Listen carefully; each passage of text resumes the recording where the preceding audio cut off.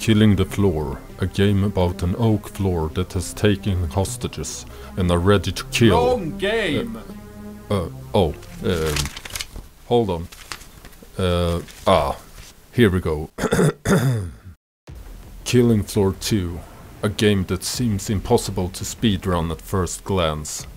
How can you speedrun a wave-based game? After some basic understanding of the game, I hope to show you how this is a possibility, not only by skill, but also by strategy. Before we begin, I just want to let you know that this video is about solo runs, but hopefully you can learn something even if you are playing as a group. When speedrunning Killing Floor 2, there are 3 basic tasks you need to fulfill to get a good time. Get the enemies to spawn close to you, never reach the spawn cap, and fast kill the boss. Each map has many spawn points, and these spawn points follow simple rules. We will be looking at 2 of those rules. Rule 1 is the player close enough to the spawn point. If the player is too far from the spawn point, enemies won't spawn at that location. But if it's close enough, the enemies will spawn. Rule 2. Does the player have line of sight of the spawn point?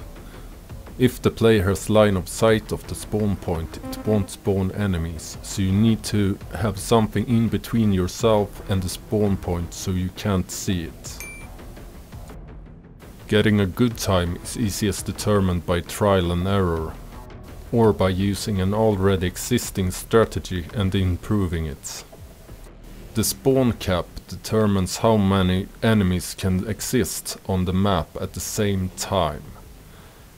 For instance, there are different spawn caps based on difficulty and the amount of players occupying the game. Links to all charts in this video can be found in the description below. The monsters you will be facing in Killing Floor are called zeds. Get an understanding for what monsters are existing in the game, what their abilities are, and how to best handle them. A wider range of elite zeds and zed abilities will come into play on harder difficulties. This will take heavy effect from Suicidal and Hell on Earth. Where your normal strategies on normal and hard may not work anymore, you need to adapt to these new zeds and abilities. The Elite Crawler is a special kind of zed that explodes into gas.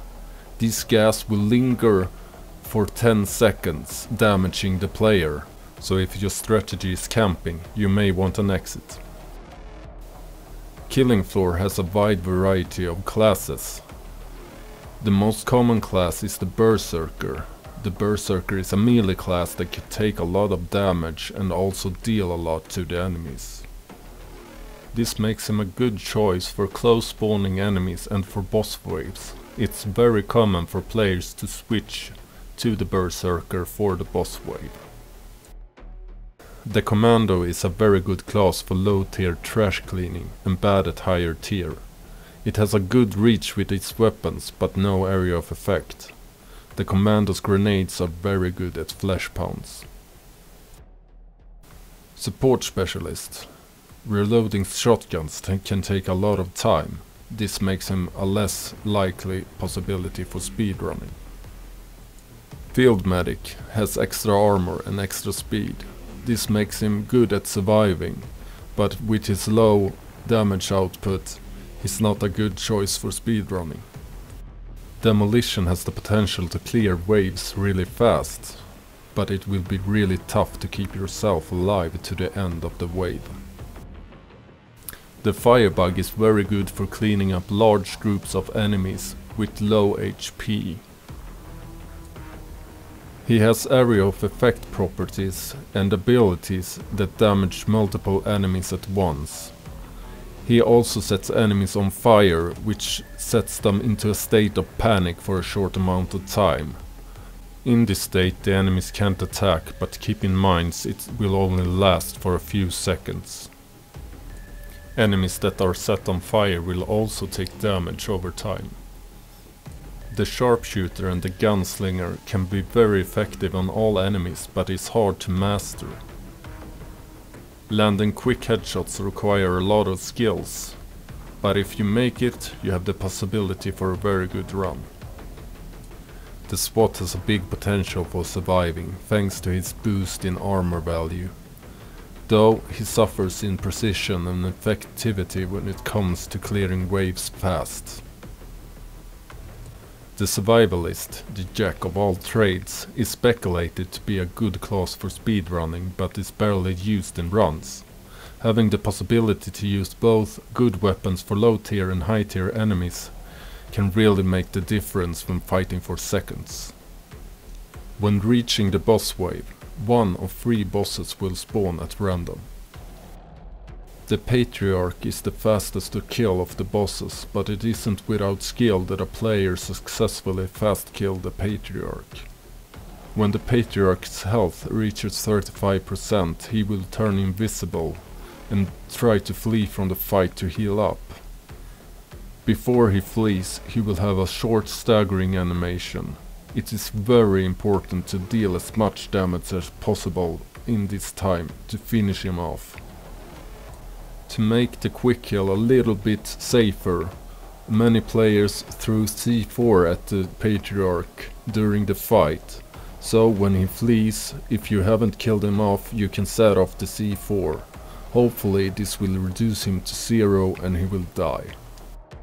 His weak spots are his chest tentacle, which takes 1.5 times the damage, and his right arm, which take 1.3 times the damage. The Patriarch has different amount of health based on the difficulty and the amount of players. Dr. Hans Walter is the easiest of the bosses to kill, but he has some tricks you should be ready for. He has a shield that he will activate 3 times during a fight, at 60% of his health, 41 and 25. When he does, he goes into the hunting phase.